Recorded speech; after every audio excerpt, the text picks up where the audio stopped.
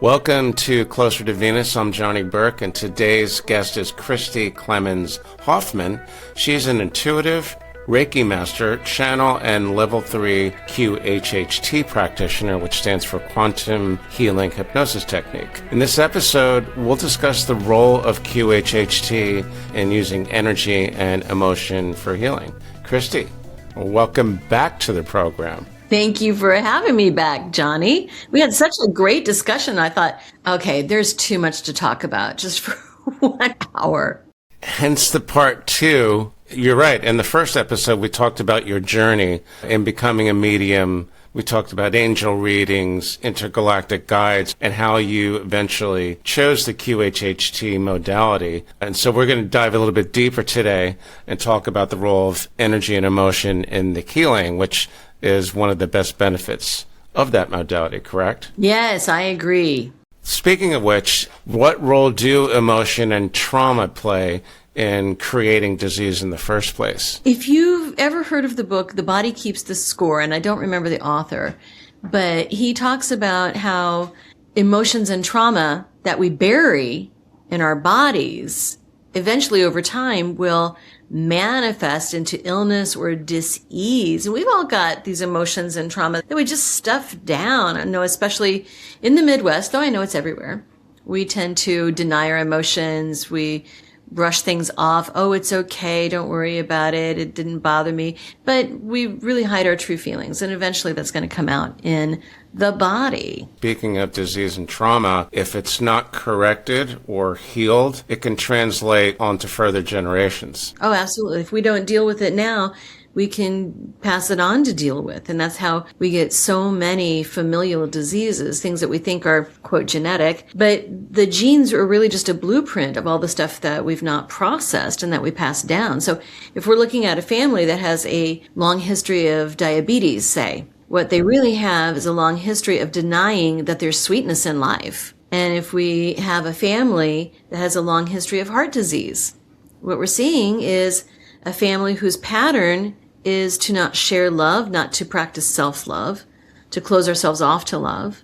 And really, it's all of the stuff that we just haven't dealt with and that we pass on to future generations. We can also pass that on to future lifetimes too, but that's another question. But an interesting one, because we hear a lot about future lifetimes. Mm-hmm.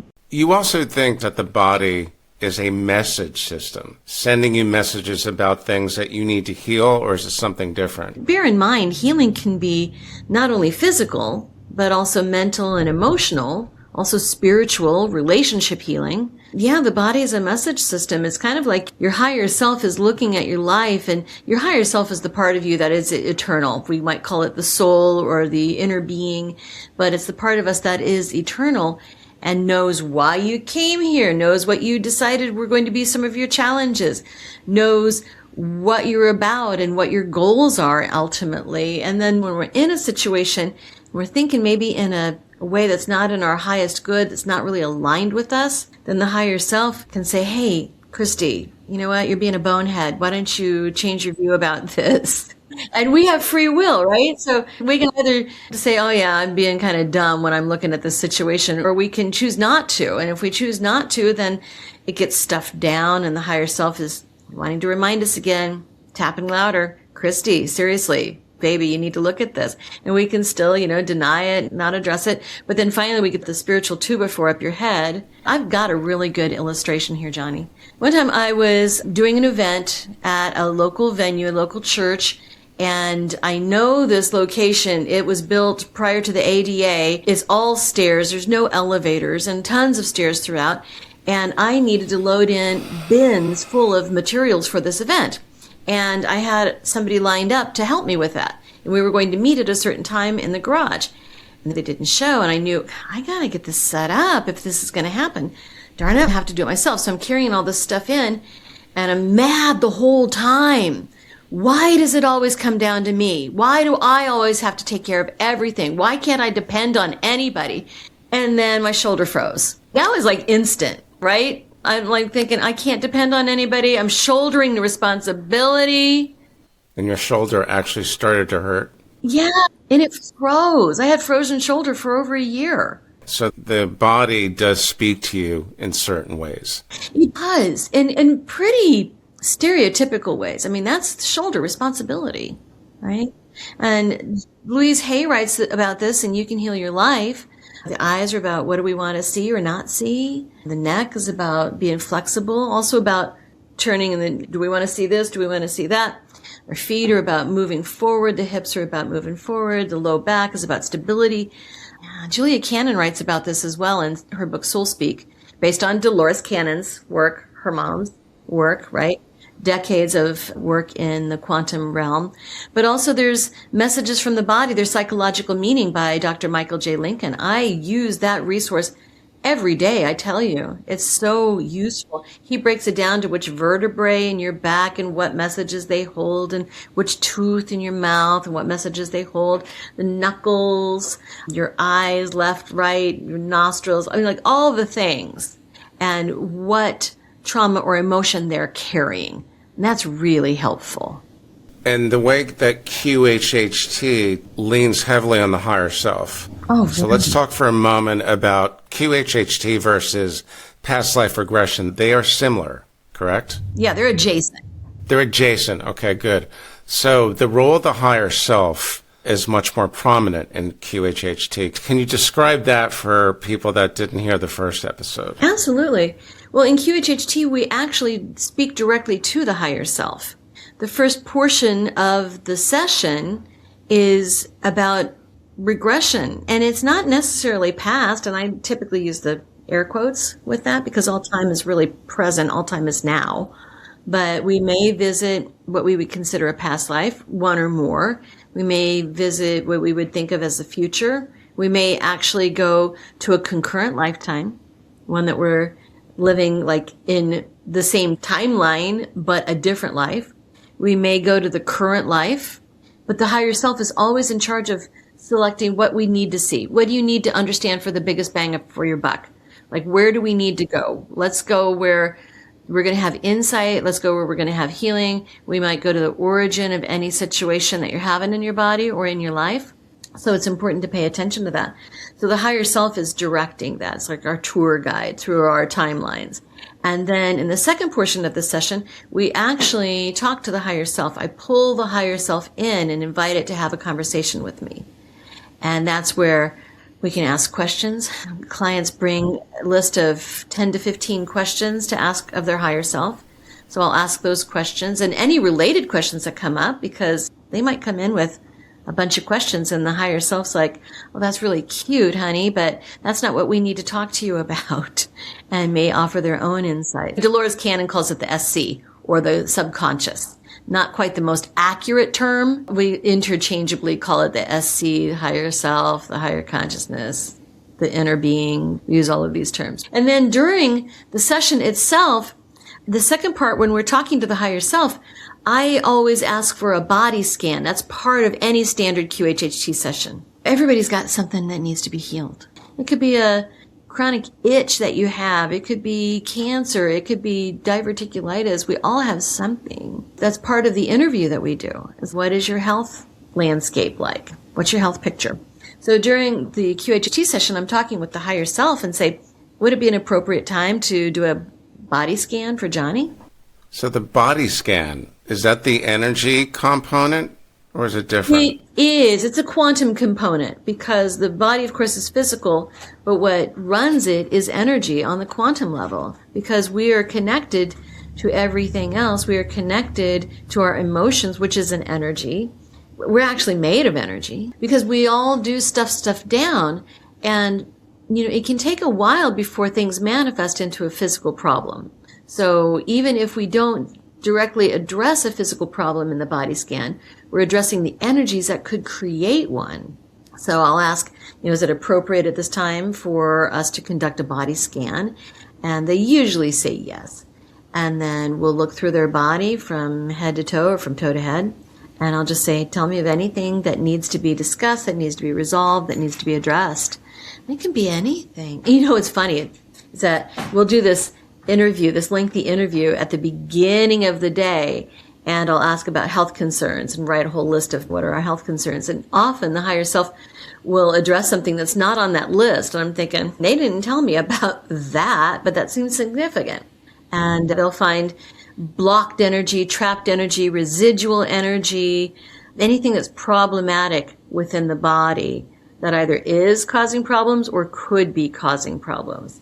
And it's so interesting because they will talk about it in all kinds of different terms. The very first session I ever conducted during my level 1 training class in Eureka Springs in 2016 was this woman who had several C-section births and some gut issues.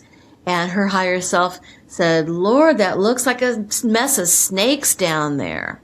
And it was a bunch of scar tissue. And so they'll describe it in different ways like that, which is really funny. I've heard it described as, my sister, hers was described as a mess of dots. It's just all these black dots, just all kinds of different ways. Or sometimes they won't even describe it. They'll just say it's there. Now, is it true that chronic illnesses, they can actually be part of the life plan? In other words, in that in-between space when we make the soul agreements and so forth, we plan on things that are not always like happy outcomes, happy endings, right? How would you approach that in one of your sessions? Remember, each lifetime is just a drop in the ocean. In the grand scheme of things, each life is very, very short. So while we're in it, something chronic like rheumatoid arthritis might seem like our focal point, but over the scope of our soul, it's just a drop in the ocean. So it's just a learning experience. And so, yeah, we might set up something for ourselves that we want to learn from. You know, speaking of rheumatoid arthritis, I had a woman who came in and she had horrible rheumatoid arthritis. Her hands were deformed. She had, some difficulty walking and she was having difficulty conceiving. And the medication they were giving her made it dangerous to conceive. So it was a delicate balance there. But in her session, she went to a lifetime where she was a rock in a forest. And she really enjoyed being a rock in a forest, a pretty large rock. It's enjoyable. It was peaceful. It was restful. And she just got to observe and just enjoy the being in the forest. She didn't feel trapped? No. I've heard this before about people that experience past lives as a rock or a tree or something. I would think that's not something I would choose, but you said that she enjoyed it. Very much. Oh, yeah, I've seen people as trees, as water, grass, leaves, gosh, what else? Clouds. Oh, absolutely. Absolutely. And while we, with our physical minds, might think that's really limiting and confining, I think we're not looking at the bigger picture, what freedom we do have with it. And so in this client's case, she really enjoyed being just peaceful and tranquil in this rock that she chose to have a similar experience again. Because she's like, nothing can confine me. I can have joy wherever I am. But she also chose this disease because she had this theme in the current life of being unkind to herself. She chose it for a couple of different reasons. One, she had the peace that she had and she wanted to rediscover that peace. But now that I'm thinking about it, that may have been a shortcut. It's like, you can't just go right to peace. You've got to have some sort of challenge. But she also chose to have a lifetime, the current life, where she was very unkind to herself. When I got to her subconscious and asking, she got really quiet. When I was talking to her when she was the rock, she was, oh my gosh, look, there's these squirrels and everything's green and it's really cool out and it's just so pleasant and I can hear everything. And when we get to the subconscious, whoosh, nothing. And I thought, well, that's weird. And finally she squeaked out, we want to talk, but she won't let us. Because they later said, she's so mean to herself. She does not speak kindly to herself. And so it was an interesting juxtaposition. But to get back to your point, yeah, we might make this choice for many different reasons. This may be that we just have never had a big challenge before. What would it be like to be in a wheelchair? What would I learn about myself? And this can also be a choice where I need to learn to let somebody take care of me. Maybe in another lifetime, you denied help, you denied assistance, and it was not a good thing for you. And you need to learn to let others take care of you. You may have a lifetime in which you are cruel to somebody who's got some sort of disability or chronic illness. You deny them care, you deny them support. So now you've got to see what it's like on the other foot, because with karma, that just means balance. You've got to balance that out. When you do the healing work, do you often find that person chose that kind of pain, or was that not always the case? Well, it's a mixed bag. It's hard to say with every time. So often they will choose that level of pain, and sometimes it does get out of hand more than they had really bargained for or anticipated. Sometimes they sign up for these chronic illnesses, but it's like, whoa, I didn't think it was going to be this bad. And then sometimes we get to the higher self, and I always want to ask when we discover something or when we're addressing something, would it be in this client's best and highest good to have this resolved?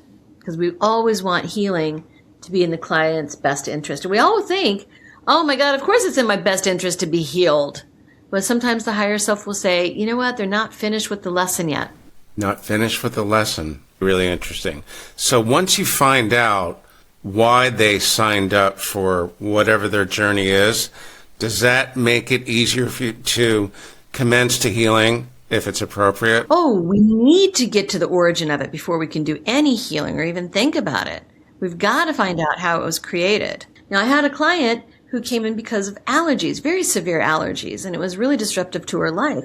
And so she wanted relief from that. And it turned out that it was something that was just signaling to her. So, for example, allergies are a throat chakra issue, okay? The throat chakra is about communication. It's about hearing and being heard. It's feeling like you have a voice.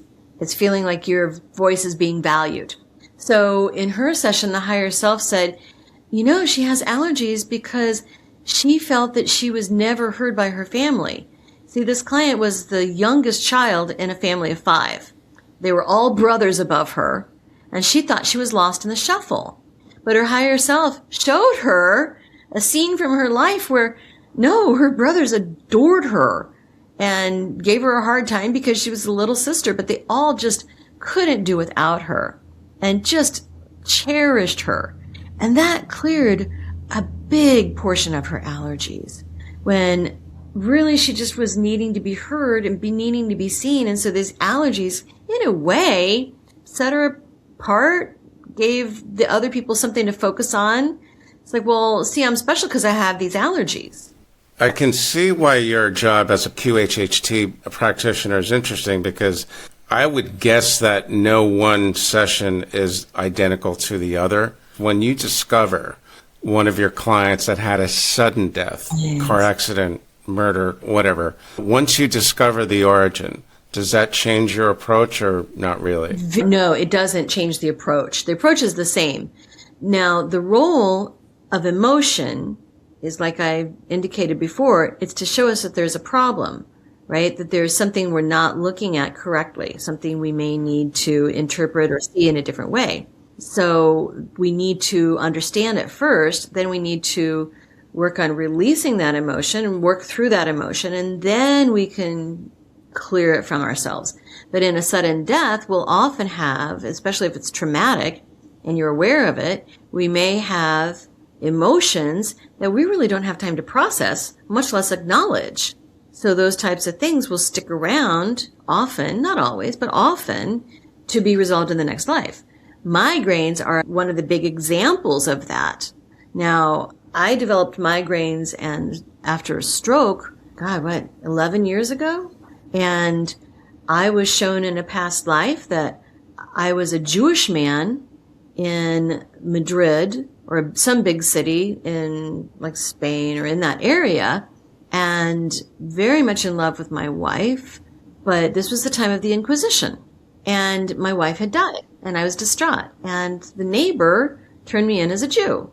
And the end of that life was I was running down the street full of rage at the neighbor who had turned me in, full of grief with my wife being gone, and full of fear and anger being chased by these inquisitors who were throwing maces and all types of weapons at my head. And that's how I died. I didn't have time to resolve all of those issues. And I tell you what, Johnny, themes of grief and abandonment and loss have been with me all my life. Themes of fear and forgiveness all my life. It was in that moment when I saw all of that I could start to address it. But interestingly enough, it's around that time that I saw it, then the migraines started happening. That's not always the case. I had a woman come in because of near daily migraines, and she was really struggling. She came in and she went to a lifetime where she was this paper boy in a big city, and she would ride her bike, or he would ride his bike, to stand on the corner and hawk papers, big bag of papers and a paper boy cap. And we come down in the past life, the very first thing she saw was a broken bicycle on the sidewalk. And I couldn't understand why. She wasn't giving much information about the broken bicycle. So we just moved on from there. Every scene I moved her to, there were people who didn't see her and didn't recognize her, didn't interact with her at all. And finally, I started putting two and two together. Here was this paper boy, the oldest child in a family of 4, only one bringing home any income from this paperboy job. The parents, neither one had work because there was no work. Everybody's depressed. Everybody's poor. It was the depression. And, okay, so difficult times. And I started to put two and two together about how people at church, all dressed in black and grieving and mourning, did not see him or recognize him or talk to him. How he went to the sandlot to play baseball and none of the boys would even acknowledge him. So I said, let's go to the last day. And we were back at the broken bicycle. That's how this boy died. I finally realized, okay, so where's it's next to the bicycle. I said, where are you? I'm looking down at it. So she was already out of the body. So we discovered Depression era, family of 4. They were struggling. This was the only person bringing any income. So this kid died with fear and worry about his family. And that lingered as the migraines. When I brought her out, we discussed it, and we talked about the broken bicycle and how she died. She said, I saw the whole thing. I fell and the car hit me right here in my head. I said, where do your migraines start? She said, right here. Same place. Yeah. So when she realized that, she understood the connection. We could talk to that little boy and tell him, everybody made it out okay. Everybody's safe. Everybody's fine. You don't have to worry anymore. The migraines stopped. And if she ever, after that, started to feel like an aura come on or just the twinges of a migraine, she would talk to this kid. Say, you're safe. Everybody's safe. Everybody's okay. You don't have to worry. And then it would fade away. So when you instructed her to tell that kid when she thought a migraine was emerging, is she pretty much talking to herself? Or is she able to actually connect with a spirit of some sort, or not really? That boy is part of her. That boy is still connected to her. That boy is still within her greater soul. Remember, all time is now. It's a weird concept to wrap your mind around. I've heard that again and again, because you mentioned concurrent lives. They might all be concurrent because they exist at once. Right. And I asked my guides about this because I was having a hard time understanding it. And at first they said it's like in your car, you've got the radio, and there's the oldie station, there's the new age station, there's the news, there's the religion station, and you turn your dial, and wherever you're focused is what you're listening to. So later, I still was having a hard time wrapping my mind around this. And so I said, okay, can you explain it to me further? And they said, okay, imagine this multiplex theater, biggest one you could ever imagine, and every movie ever made is playing in this theater. So one movie might be ending, and you leave that, and you duck into the middle of another movie. That movie might be ending, and you could go into the beginning of the next movie. So all of these things are playing at the same time, but they're all, in various stages and locations and times and everything else, stories, everything. Mm-hmm. They're all playing at once, just in different locations. Yeah. Right? Yeah. Okay. In your work as a practitioner, you rely on the higher self quite a bit for guidance, but you also rely on spirit guides as well. So what's the difference? That's a great question. Really, it's a hierarchy. And Julia Cannon breaks this down in her Soul Speak work. but it's a hierarchy. So here we are at the very, very bottom, and then way up at the top is Source or God, whatever you want to call it. And then we've got our guides around us. We've got our loved ones. We've got the archangels. We've got the ascended masters. We've got the cherubim, the seraphim, etc., all the way up. And really, our subconscious is a collection of so many things that are connected to us. But it shares that energy with everything. But it's kind of like our little bubble of who we are, comprised of what's connected to us, including our guides, including the angels that are connected to us. But for that reason, when I'm talking to the subconscious, the higher self, it's often a conglomeration of all of the above. So I can ask questions, different questions, and there may be different voices or different aspects coming in. The very first session that I did, I told you about, with the higher self saying, oh, it looks like a mess of snakes down there. I mean, it sounded like an old Appalachian grandma. And this was coming from a woman who's a prim and proper librarian in Canada. Not the way she talks at all. So we'll often hear a voice shift when I get to the subconscious, but then within that, asking different questions, sometimes there will be different aspects chiming in because we're all part of this conglomerate soul. The voice shift in your client or your voice shift? Oh, no, the client.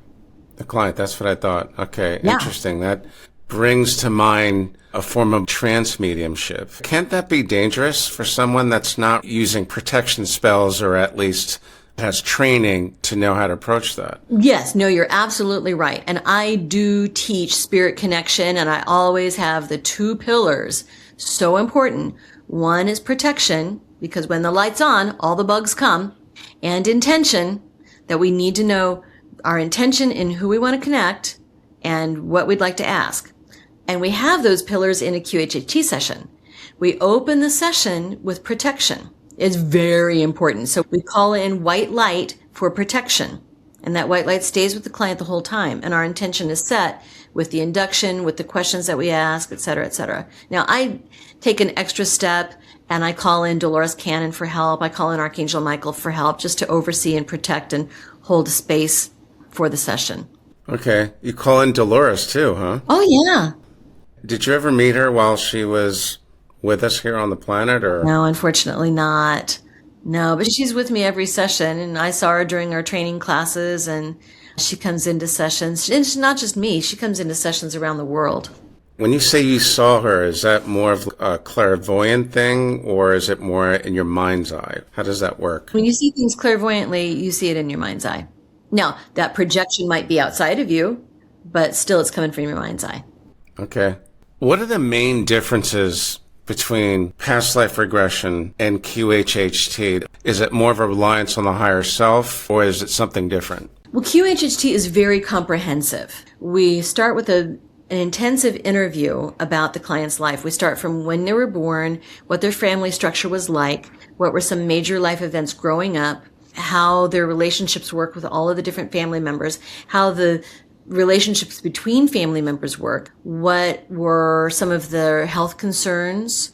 You know, we do a comprehensive interview. And that does a couple of different things. One, in case they go to the current life instead of another one, it helps me to understand what's going on because I know how their family structure was growing up and had changed. But also, it just helps them to relax, gain rapport with me, and feel relaxed enough and ready to do this session. So it's very helpful to do that interview. And then it includes, I can't even say just past life, because it could be between, it could be concurrent, it could be the current life, it could be future, really anything and everything. It can be interdimensional. And then we talk to the higher self. So there's really three important parts: the interview, the regression section of it, and then the higher self part of it. So it's very comprehensive. Now, I also do simple, just straightforward past life only. And that would be for someone who's not ready for something that comprehensive, but also for someone who's not ready to really explore. So I guess that's the same thing, where we just look at one past life. Now, the higher self's always going to be selecting which lifetime. So there's that. Now, in my past life regressions, we will talk afterward about what happened in that lifetime, how that relates to the current lifetime. And I also offer a service where we only do one past, one future life. So we look at the arc of the soul. So not just a life purpose, one life purpose. We'll look at past life purpose, current life purpose, future life purpose, and see if there's a connection there, a correlation to show what our soul purpose is. That's where things can get interesting. Okay, soul purpose. Great. So in sum, what else do we need to know about QHHT, at least for today? I'd like to dive a little bit more into the healing part of it, because once we discover what the cause is, how we created it, and we understand that, and I'll always ask, well, does Johnny understand now what created this illness? Okay. Is Johnny ready to release it? Okay. Would it be in Johnny's best and highest good to have this removed or have this resolved? And sometimes they'll say no, but that's only maybe a handful of times out of 800 sessions. But most of the time they'll say either yes or we'll try. And when they say we'll try, they're doing it. And this can be in a variety of ways. I've seen it where the black dots get scrubbed away and that resolves it. Oh, one time the higher self said, we're sending wild horses to trample it. Then it'll blow away. Okay, great. That's awesome. Sometimes we're just cutting it out. We're moving it. We're applying white light. We're applying pink light. They'll address it, but it can be in really strange ways. And then people will come in. They might have a swelling or rash. And after the session, they don't have that anymore. They walk in with a limp. They walk out without a limp. They'll walk in with eyesight problems. They walk in and their eyesight's so much better. I've had 4 people come in with cancer. And when they follow up with their doctor, the cancer's not there. Just all kinds of different things. So it sounds to me this is a type of modality that might heal things that traditional therapy could not, and also a bit quicker. And quicker. And I have to say that it's up to the client to accept it and believe it. Sometimes we have very strong beliefs about, oh, this can't be healed. My whole family has this. So we need to get past that. We need to get over ourselves. And we need to save ourselves from ourselves. We need to accept that it's being done. We need to remember that this is done. We need to keep listening to our recording, because we make a recording. Every practitioner does. And it's important to listen to it because it reinforces the healing that you've received, and it puts you back in the energy of the healing, and you gain additional insights. Just like every time you reread your favorite book, you get something more out of it. So it's important to follow up. It's not just like, oh, I walk in and I walk out and then it's done. It can be, and sometimes it is. But many times we need to go back and just reinforce it and keep re-healing it over and over. You might need more than one session? No, you don't need more than one session. But you need to listen to your recording. That's what this is. You need to keep listening to it. You don't have to sit down and listen to the whole thing all at once. It's like an hour and a half. Who's got time for that? But just bookmark your favorite portions of it, skip ahead to that, listen a little bit at it every day, every other day. If somebody wants to do another session, absolutely. There's nothing to say, don't do any more sessions. Sometimes people just have so much fun. I just want to see what else is there. Or they'll think, now that I know what I'm doing and how to do it, I want to see if I can go even deeper this time. Or sometimes they'll come out of it and a year later think, I've got even more questions. I wish I would have asked this or that. I've been told it's usually one session. Oh, one and done, yeah. Yeah, that's what I thought. Okay. There you go. All you need. Christi, great stuff. In the meantime, how can our listeners find you online? Yeah, I'm at radiatewellnesscommunity.com. That's radiatewellnesscommunity.com. And Radiate Wellness KC on the socials. You've been listening to Closer to Venus. I'm Johnny Burke. If you enjoyed today's episode, please consider subscribing. In the meantime, you can find more info, more episodes at closertovenus.com. Thanks again for tuning in, and we'll see you next time.